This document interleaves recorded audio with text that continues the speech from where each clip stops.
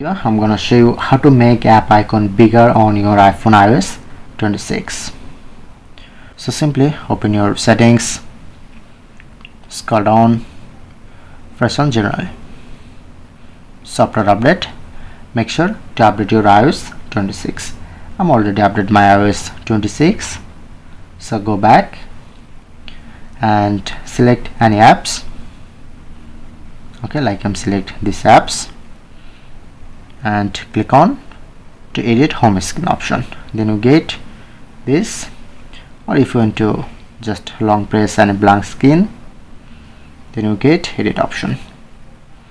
Press on customize, and as you can see the top corner showing it to this icon, press on.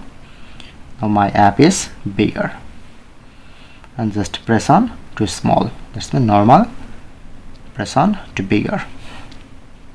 Okay, if you want to get back normal, that's the default.